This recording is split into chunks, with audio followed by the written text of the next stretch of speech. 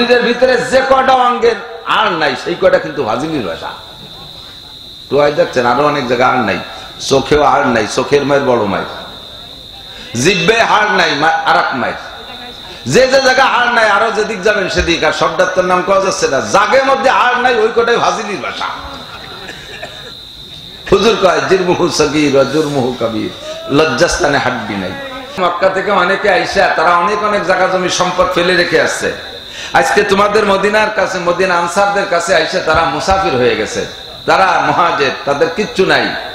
অনেকের স্ত্রী বেলায় চলে আসছে, সুন্দরী স্ত্রী ছিল তাও আনতে পারে নাই, সুন্দর বাচ্চারা ছিল তাও আনতে পারে নাই, একটা টাকাও নিয়ে আসতে পারে নাই, কোনো মতে যান বাঁচায় পেট বাঁচায় পিঠ বাঁচায় চলে আসছে। এই 7 দিনের পথ পায়ে হেঁটে উটের পিঠে ঘোড়ার পিঠে চলে আসছে 450 কিলোমিটার, এতটা লং পথ জার্নি করে আসছে।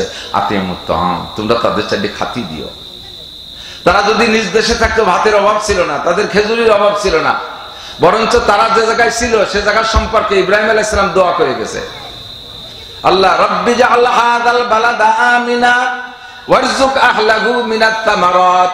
রব্বুল আলামিন এই শহরে যারা বসবাস করবে তাদের নিরাপত্তা তুমি দিও, আর দুনিয়ার যে প্রান্তে যত ফল ফ্রুট হোক না কেন সব ফল তুমি এদেরকে আগে খাওয়াইও। গিয়ে দেখবেন যদি আল্লাহ ভাগ্যে নসিব করে, গিয়ে দেখবেন সারা পৃথিবীতে যে দেশে যত ফল আছে সব ফল মক্কায় পাওয়া যায়। ফল বলা নিজে খাওয়ার আগে মক্কার জমি পাঠাইয়া দেয়। বাংলাদেশে কত প্রকারের ধান হয়, আপনারা কি ধান খান? সবচেয়ে ভালো যে দামি ধান আর চাউল, সেই চাউলটা চলে যায় মক্কায়। পাকিস্তানের 1 নম্বর বাসমতি চিকন চাল, তারপরে কি হয় বউ কি রামদনি পাগল, এই সমস্ত দামি দামি চাউল মক্কায় সব পাওয়া যায়। ইব্রাহিম আলাইহিস সালামের দোয়া সেই থেকে নিয়ে 4000 বছর পর্যন্ত এখনো চলে। সে জায়গা খাদ্যের কোনো ঘাটতি নাই, সব কিছু ফেলে রেখে চলে আসছে তারা এখানে মদিনায় আসার পরে। তাদের খাদ্য সংকট, ঘর নেই, বাড়ি নেই, জায়গা নাই, জমি নেই, বিবি নাই, বাল বাচ্চা নাই, তারা বড় অসহায়। কাজে আতিমুত তাআম, তোমরা এই অসহায় মানুষদেরকে খানা খাও। 3 নম্বর কথা হলো তারা বাহির থেকে আসছে। যারা বাহিরের থেকে আসছো তোমরা অন্য মানুষদের কাছে আসছো, মদিনাওয়ালাদের কাছে আসছো, স্থানীয় তাদের একটা প্রভাব থাকতে পারে, স্থানীয় একটা পাওয়ার তাদের থাকতে পারে। এই পাওয়ার বলে কখনো যদি তারা শক্ত কথা বলে ফেলে, তোমরা মুহাজিরিন যারা আছো তারা জোরে কথা বলবা না, আলীনুল কালাম, তোমরা নরম কথা বলবা। আর হে মদিনাওয়ালা আনসার, বহিরাগত মুহাজিরিনদের সাথে কখনো শক্ত কথা বলবা না, আলীনুল কালাম, জবান দিয়ে কথা বলবা, নরম কথা। আল্লাহ পাক শরীরের ভিতরে অনেক অঙ্গ প্রত্যঙ্গ তৈরি করেছেন, কথা বলার অঙ্গ মাত্র 2টা। জোরে বলেন কয়টা? একটা চোখ আর একটা হলো কান। একজন মানুষ হাই হুই করল না, চোখ দিয়ে কথা কয় না, কান দিয়ে কথা কয়। কথা কয় কি দিয়া? মুখের মধ্যে 2টা পার্টস লাগে কথা বলতে, ঠোঁট আর জিহ্বা, ঠিক না? দাঁত নাই, বুড়ো বুড়ো মানুষ কথা কয় না, একটু অস্পষ্ট হয়, 2-1টা অক্ষর ভালোই কইতে পারে, কিন্তু ঠোঁট না থাকলে কথা কওয়ার কাজ। আর জিহ্বা না থাকলে তো আরই মার খাইছে, ঠিক না? কথা বলার অঙ্গ কয়টা? জিহ্বা আর ঠোঁট। এই 2টি অঙ্গের মধ্যে হাড় আছে, এই 2টির মধ্যে হাড্ডি আছে নাই। জবানের জিহ্বার মধ্যে হাড্ডি নাই, ঠোঁটের মধ্যে হাড্ডি নাই। এক শায়ের বলেন, আজবারায়ে নরম গুপ্তান সুজবাবে উস্তাখা গুপ্তগু এলা মুলায়েম নিস্তেকারে আকেলা। সব অঙ্গের মধ্যে হাড় দিয়েছে আল্লাহ। কথা বলার যে 2টি অঙ্গ এর মধ্যে হাড্ডি দেই নেই। কেন দেই নেই? এই 2টোরে নরম রাখছে যাতে তুমি মিষ্টি মিষ্টি নরম নরম কথা বলতে পারো। এই ছোট আর জিহ্বারে নরম রাখছে যাতে তুমি নরম নরম মিঠে মিঠে কথা বলো। কিন্তু দুঃখের বিষয় হলো এই নরম যে গরম, এর চাইতে আড়ালারা অত গরম না। আর এক শায়ের বলেন, যারা হাতুস সিনানে লাহাল তিয়ামু ওয়ালা ইয়ালতামু মা যারা হাল লিসানু। দাউদে কোপ দিলি কাইটা যায়, সেলাই দে মলম দিলি সারিয়ে যায়। কাশি দে কোপ দিলি কাইটা যায়, সেলাই দে মলম দিলি সারিয়ে যায়। কতক্ষণ সারে না? কিন্তু জিহ্বে নরম অঙ্গ, এর যে কোপ দিলি এমন কাটা কাটে, কোনদিন তার দাগ মেটে না। এরপরে হাজারো হাদিয়া তো বা যত যা কিছু যে খুশি করুক, তারপরও কয় যে তুই যা দিস আর না দিস, তুই আমার সামনে আসিস নিয়া, তোরে দেখলি আমার সেই শোকের কথা জ্বলিয়ে মনে পড়ে, ঠিক না? তুই যা কইছিস কিয়ামতের দিনে আমার মনে পড়বে। এই জিহ্বের মাইর, এজন্য হুজুর বলেন আলীনুল কালাম, কথা মিটে বলো। শরীরের ভিতরে যে কটা অঙ্গের আর নাই সেই কটা কিন্তু ফাজিলির ভাষা। তো দেখছেন আরো অনেক জায়গায় আর নাই, চোখেও আর নাই, চোখের মায়ের বড় মায়ের, জিব্বে হাড় নাই আর এক মায়ের, যে যে জায়গা হাড় নাই আরো যেদিক যাবেন সেদিক। আর সব ডাক্তার নাম কওয়া যাচ্ছে না, জাগের মধ্যে হাড় নাই ওই কটাই ফাজিলির ভাষা। হুজুর কয় জিরমুহু সগীর ওয়া জুরমুহু কবীর, লজ্জাস্থানে হাড্ডি নাই। জিব্বে এই কথা কয় কারা, এই বসে কথা কয় কারা, এই পিছনে কথা কও, বাড়ি জরুরি হলে মাইকি কও, নালি চুপ করো।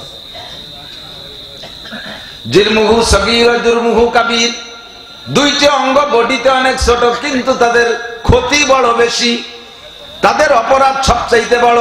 এক নম্বরে জিহ্বা, দুই নম্বরে হলো শরমগা। কথা বলেন ঠিক না? মানুষের যত বিপদে পড়ে এই দুইটি অঙ্গের কারণে যে পরিমাণ বিপদে পড়ে, বাকি সব অঙ্গের কারণে ওই রকম বিপদে পড়ে না। কামাল আস্তে দার নাফসে ইনসা সাকুন তু খুদরা বগুফতারে না কিসমাকুন। আল্লাহু আকবার, কি আজীব আজীব কথা। শেখ সাদি রহমাতুল্লাহ আলাইহি বলেন কামাল আস্তে দার নাফসে ইনসা সাকুন তু খুদরা বগুফতারে না কিসমাকুন। মানুষের যোগ্যতা ফুটে হইতে জবানের কথার দ্বারা, ঠিক না? এদেশের মানুষ এক সময় বঙ্গবন্ধু শেখ মুজিবুর রহমানের ভাষণে 7.5 কোটি বাঙালি ঝাঁপায় পড়ছে যুদ্ধ করার জন্য। তার কথার কারণে সব গরম হয়ে গেছে। আবার একই কথার কারণে সেই মানুষ তিনি হোক আর যেই হোক, আমি মৌলানা নাসির, আমার মতো কত নাসির গোপালগঞ্জ পড়ি রয়েছে, কিনা ছেলে আমার একটু জবান আল্লাহ দেশে, এর কারণে বাংলাদেশের লক্ষ লক্ষ মানুষ ছেলে। আবার এই জবানটারে যদি উল্টো ভাবে ব্যবহার করি, যেমন ভালোভাবে চেনছে ওইরকম উল্টো ভাবে চেনবে। প্রশংসা করতে একেবারে চলে আছে আল্লাহ মাতু দাহার কুমকুমাতু নাহার কালাকাছে থোড় হাওড়ার ব্রিজ, রইসু শায়াতিন, মুআল্লিমুল মালাকুত, আন্তর্জাতিক ক্ষতি সম্পন্ন ইত্যাদি 5 লাইন লিখে তারপরে আমাকে নামটা পায়। এই জিব্বের কারণে, কথার কারণে।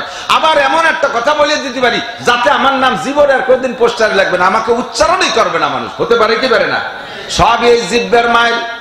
আর হাজার দিক দিয়ে আমি ভালো আছি, আল্লাহ না করুক যদি শরমগার দিক দিয়ে আমি অ্যাক্সিডেন্ট করে বসি, এইটা যদি ভাইরাল হয়ে যায়, প্রকাশ পেয়ে যায়, তাহলে মানুষ আমাকে জুতা মারতেও ঘৃণা করবে।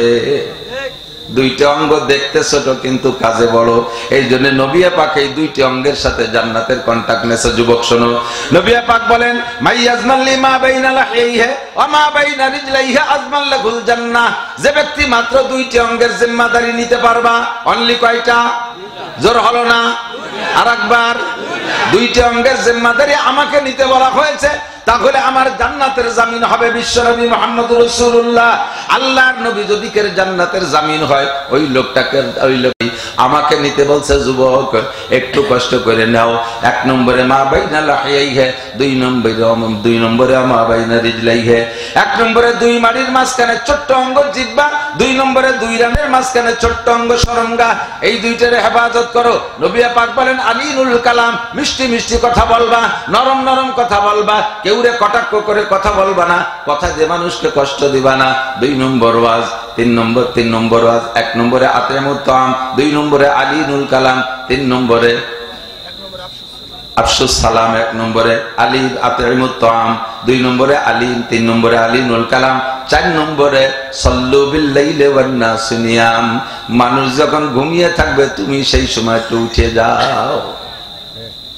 তাতাজাফা জুনুবুহুম আনিল মাদাজি ইয়াদউনা রাব্বাহুম খাওফান ওয়া তামা। সব মানুষ ঘুমিয়ে আছে, ওই সময় উঠে 2 রাকাত নামাজ পড়ে মালিকের কাছে হাত তোলে আল্লাহ।